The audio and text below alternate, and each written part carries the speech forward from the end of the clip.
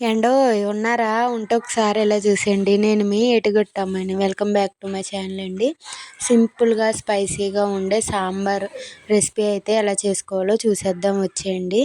చాలా easy process అండి. ఇంక వేడి వేడి అన్నంలో వేసుకొని తింటే 4 ముద్దలు ఎక్స్ట్రానే వెళ్ళిపోతుందండి అవాళ. ఇంక ముందైతే ఆనియన్స్ అయితే కట్ చేసేసుకున్నానండి. ఆనియన్స్ అయితే పెద్ద ముక్కలే కట్ చేసుకోవాలండి, లేకపోతే సాంబార్లో కనబడవు. ఇంక తర్వాత బెండకాయలను కూడా కట్ చేసేసుకోవాలండి. తర్వాత టమాటాలు అయితే 2 టమాటాలు అయితే వేసుకోవాలి. ఇంకా అందులో ములక్కాడ, వంకాయ, ఆనపకాయ ఉంటే ఆనపకాయ కూడా వేసుకోవచ్చండి. ఆనపకాయ అయితే నా దగ్గర లేదు. నా దగ్గర ఉన్న వాటితోనే పెడుతున్నాను, కానీ చాలా టేస్ట్గా ఉంటుందండి. ఒకసారి మీరు కూడా ఇలా ట్రై చేయండి. ఇప్పుడైతే బాండీ పెట్టుకుని అందులో ఆయిల్ అయితే వేసుకుని, ఆయిల్ కాగాక మనం ముందుగా కట్ చేసి పెట్టుకున్న కూరగాయలన్నిటిని అయితే వేసుకుని మీడియం ఫ్లేమ్లో ఉంచి బాగా కలుపుకోవాలండి. బాగా కలుపుకున్న తర్వాత మూత పెట్టేసి ఒక 5 నిమిషాలు అయితే బాగా మగ్గనివ్వండి. చూడండి ఎలా మగ్గినాయి. ఇలా మగ్గిన తర్వాత దాంట్లో రుచికి సరిపడా ఉప్పు, అదేవిధంగా కారం, అందులోనే సాంబార్ మసాలా కూడా వేసుకుని బాగా మిక్స్ చేసుకోవాలండి. స్పైసెస్ అంతా ముక్కలకు పట్టే విధంగా బాగా మిక్స్ చేసుకుని మీడియం ఫ్లేమ్లో ఉంచి బాగా మగ్గనివ్వండి. ఆయిల్ అనేది పైకి తేలుతుందండి. మొత్తం కూరగాయలన్నీ బాగా మగ్గాలండి. మగ్గిన తర్వాత దాంట్లోనే మనం ముందుగా పెట్టుకున్న చింతపండు రసాన్ని అయితే అందులో అయితే వేసేసుకోండి.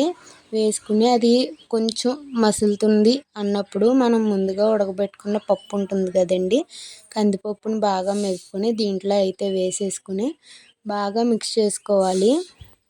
బాగా అయితే కలుపుకోవాలండి. మొత్తం పప్పు అనేది రసంలో కలిసే విధంగా బాగా మిక్స్ చేసుకోవాలి. నాకైతే గిన్నె అయితే సరిపోలేదు, అందుకే మళ్ళీ పెద్ద పాత్ర అయితే పెట్టానండి. ఇంకా దాంట్లో అయితే 2 గ్లాసులు వాటర్ ఇంకా రసం అయితే వేసేసుకుని బాగా మసలనివ్వాలండి. ఇప్పుడైతే దాంట్లో ఉప్పు, కారాలు, పులుపు అన్నీ సరిపోయినాయో లేదో చూసుకుని ఇప్పుడే అడ్జస్ట్ చేసుకోండి.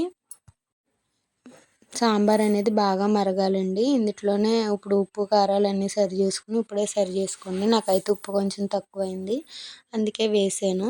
ఇప్పుడు బాగా మసిలిపోయింది కదండి. ఇలా మరిగిన తర్వాత ఇప్పుడైతే తాలింపు కోసం చూసేద్దామండి. ఇప్పుడైతే నూనె వేసుకుని వెల్లుల్లిపాయలను అయితే 5-6 వెల్లుల్లిపాయలను చితక్కొట్టుకుని ముందైతే వెల్లుల్లిపాయలు వేసి బాగా ఫ్రై అవనివ్వాలండి.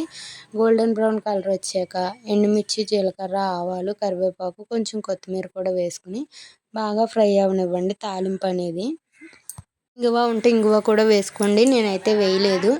ఇంకా మరిగిన సాంబార్లో ఈ తాలింపు అయితే వేసేసుకుంటే ఎంతో టేస్టీ అయిన సాంబార్ అయితే రెడీ అయిపోతుందండి. వేడి వేడి అన్నంలో వేసుకుని తింటే చాలా అంటే చాలా బాగుంటుంది. ఒకసారి అయితే మీ ఇంట్లో కూడా ట్రై చేయండి. చూడండి ఎంత కలర్ఫుల్గా ఉంది. మనం సంతర్పణలో సాంబార్ తింటాం కదండి, సేమ్ అదే టేస్ట్ అండి. చూడండి, వీడియో నచ్చినట్లయితే లైక్ చేసి, షేర్ చేసి అండ్ సబ్స్క్రైబ్ అయితే